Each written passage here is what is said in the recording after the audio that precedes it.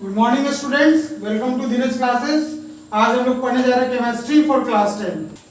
आज हम लोग केमिस्ट्री स्टार्ट करने जा रहे हैं क्लास 10 के लिए। उसमें हम लोग पढ़ने जा रहे हैं मेटल एंड नॉन मेटल। बहुत ही इंपॉर्टेंट चैप्टर है मेटल एंड नॉन मेटल, है ना।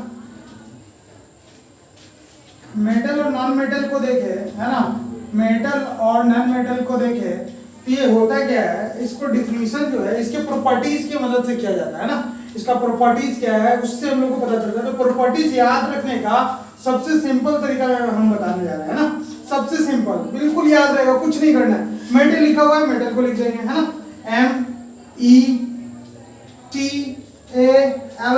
METALS, है ना। यही इसका प्रॉपर्टीज भी, M फॉर मैलेबल, है ना, मैलिएबल, E फॉर इलास्टिसिटी, है ना, T फॉर टेंसिटी, जिसको डक्टिलिटी भी बोलते हैं, है ना, A फॉर अनदर प्रॉपर्टीज,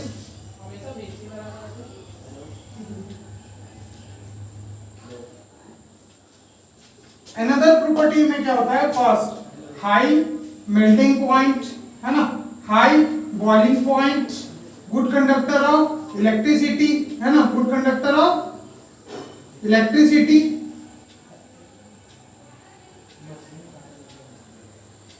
फिर हार्ड इन नेचर, क्या होता है मेटल का, hard in nature, L for lustre, है ना, L फॉर लस्टर, है ना, L फॉर लस्टर, और S फॉर सोनरस, है ना, S for sonorous.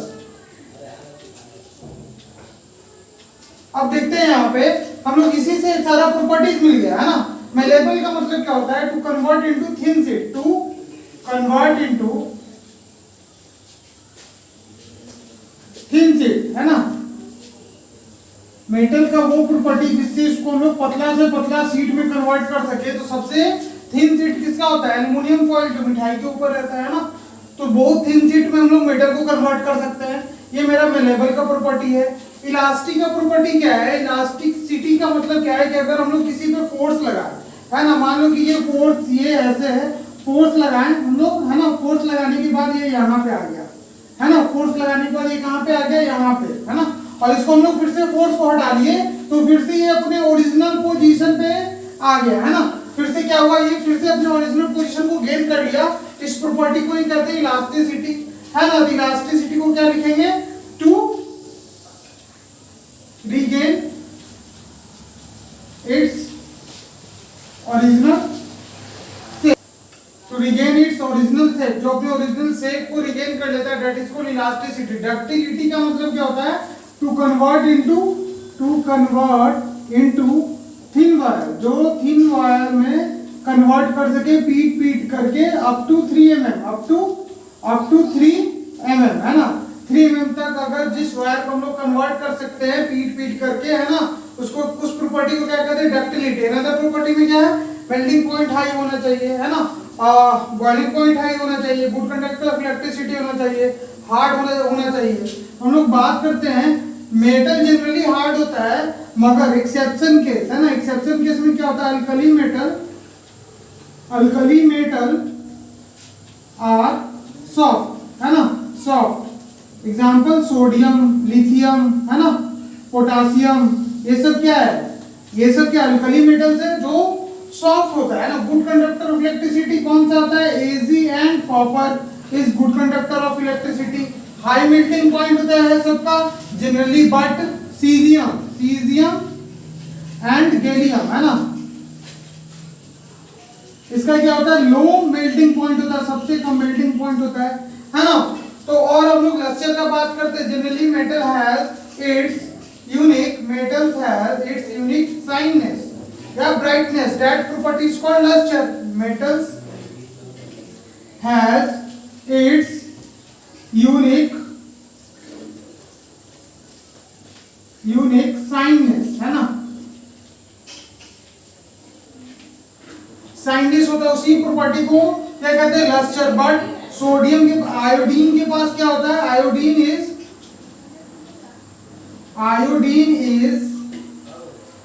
Non metal, but it is lustrous, है ना। इसके पास भी क्या होता है, लस्टर होता है। ठीक है, अब हम लोग सोनरस का बात करते हैं तो सोनरस क्या होता है, metal has its unique sound property, है ना, उसको क्या बोलते हैं हम लोग, उसको बोलते हैं सोनरस। तो ये आपका फिजिकल प्रॉपर्टीज ऑफ मेटल्स हो गया, है ना, जिसके बेसिस पे मेटल्स को डिफाइन किया जाता है। और आपको एक्सेप्शन केस भी लिखवाया हुआ है इसमें, है ना, फिजिकल प्रॉपर्टी हो गया, इसमें सारा एक्सेप्शन केस दिया हुआ है ना। इसको आप कंप्लीट अच्छे तरीके से नोट्स बना सकते हैं, पूरा शॉर्ट फॉर्म में दिया हुआ है। अब हम लोग क्या क्या देखेंगे, फिजिकल प्रॉपर्टी के बाद केमिकल प्रॉपर्टी देखते हैं। और ये अदर प्रॉपर्टीज, ये आपका क्या हो गया, आपका फिजिकल प्रॉपर्टीज हो गया। हम लोग केमिकल प्रॉपर्टीज देखेंगे, और ये प्रॉपर्टीज जिसमें मैच नहीं कर रहा है वो आपका क्या हो जाएगा, नॉन मेटल हो जाएगा, है ना। इस तरीके से हम लोग मेटल्स का फिजिकल प्रॉपर्टीज कंप्लीट कर चुके हैं। अब हम लोग देखते हैं केमिकल प्रॉपर्टीज, है ना।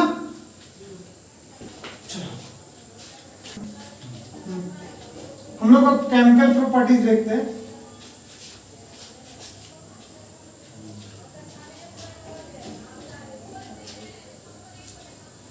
है ना, chemical property first chemical properties क्या है, अगर मेटल किससे रिएक्ट करे, मेटल ऑक्सीजन से रिएक्ट करे, है ना, क्या बनाएगा, मेटल ऑक्साइड। क्या बनाएगा, मेटल ऑक्साइड, है ना।